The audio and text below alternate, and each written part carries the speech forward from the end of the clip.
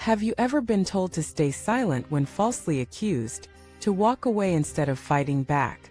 Have you ever wondered if enduring insult, humiliation, or injustice is actually a form of cowardice rather than strength? Welcome back to the channel. It means so much that you're joining me today for a deep and powerful conversation, one that touches the very core of how we respond to pain and challenge. In this video, we're going to explore what it really means to endure insult. Not as a victim, not as a doormat, but as a person cultivating inner strength, dignity, and spiritual power. We live in a culture that often equates power with retaliation. If you clap back, you're strong. If you shout louder, you win. If you assert dominance, you're respected. But is that true power? Or is it just reaction disguised as strength? Let me offer another view. That true strength is silent. That real courage doesn't shout, it absorbs. That the most powerful people in the world are not those who lash out, but those who remain calm when others lose control. Let us begin with a story. An old monk once walked through a village known for being hostile to outsiders. As he passed, children mocked him. Adults insulted him. They hurled words of hatred, trying to provoke him. But he walked slowly, peacefully, silently. When he reached the edge of the village, a young boy ran after him and asked, "Why didn't you respond? They disrespected you. Aren't you angry?" The monk smiled and said, "If someone offers you a gift and you do not accept it, to whom does the gift belong?" The boy replied, "To the one who offered it." "Exactly," said the monk. "Their insults never entered me. They remained with those who threw them." This is the essence of true endurance, not the absence of emotion, but the mastery of response. Not suppression, but transmutation. When someone insults you, they are giving you their pain dressed as words. You don't have to wear it. You can simply decline. But this takes training. This takes strength. This takes the power of inner cultivation. Endurance is not resignation. It is a discipline.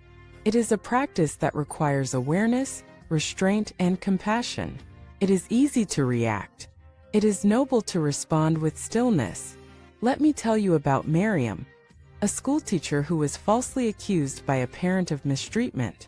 She was publicly humiliated at a board meeting. Her instincts screamed to defend, argue, and expose the truth. But instead, she bowed her head, listened, and spoke only when necessary. Later, the truth emerged. The parent apologized. The board praised her composure. She said, "In that moment, I had to choose between ego and truth. The ego wanted war, but the truth needed me to be still." That's the test we all face. When we are hurt, will we let pain lead, or will we let wisdom guide? Enduring insult is not about being passive. It's about being clear. Knowing what's worth your energy and what's not. Understanding that not all battles need to be fought, some just need to be outgrown. And more importantly, it's about learning that peace is stronger than pride. In a world addicted to drama, stillness is revolutionary. Their essay saying, "Silence is sometimes the best reply." But it's only the best reply when it comes from understanding, not fear. So let us talk about fear. Why do most people react so quickly when insulted? Because deep down we fear being seen as weak. We fear being taken advantage of. We fear being invisible. But here's the truth. Endurance is not invisibility. It is visibility on another level. It is spiritual visibility.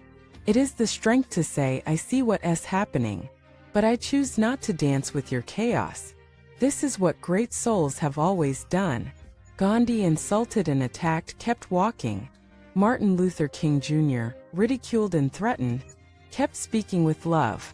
The Buddha himself, when accused unfairly, replied, "Your words are like spit in the wind. They return to the face of the speaker." True strength lies in restraint. The storm passes, but your dignity remains. Here's another story. A young monk named Tenzin was mocked constantly by an elder monk who envied his serenity. The elder tried every trick: public shaming, false accusations, exclusion. But Tenzin remained kind, quiet, and present. One day, A traveler witnessed the elder berating Tenzin and asked, "Why don't you defend yourself?" Tenzin smiled and said, "Because I refuse to become like him." That's it. Endurance is not about proving others wrong. It's about proving to yourself that you no longer need validation to know who you are. When you know yourself, others' opinions lose power. When you respect yourself, others' disrespect becomes noise. When your self-worth is rooted in truth, not praise, then insults feel like leaves brushing against a mountain. Let us take this further. Imagine what the world would look like if people practiced endurance instead of retaliation. If relationships were filled with pauses instead of explosions. If leaders responded with patience instead of ego. Imagine a world where silence is honored, not feared. Where endurance is celebrated, not mocked. This begins with you. Start by observing your triggers. What kinds of comments make you flare up? Whose words hook you every time? What wounds are still open, waiting to be poked?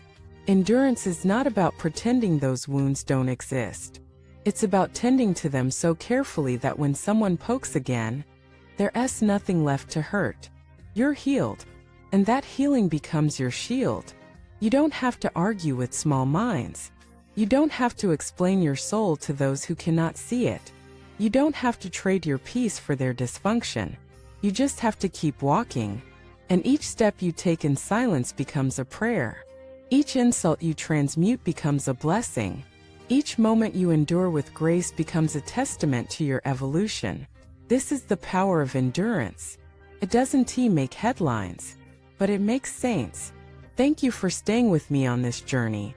In the next section, we'll explore how endurance not only brings inner peace, but reshapes your relationships, your destiny, and even the way others treat you. Please continue with me. And before you go, I'd love to hear your thoughts. Have you ever endured something that changed you? Have you found strength in silence? Leave a comment, like, and subscribe if this message touched your heart. And share it with someone who might be struggling to stay still when the world demands they explode. Thank you for watching this video.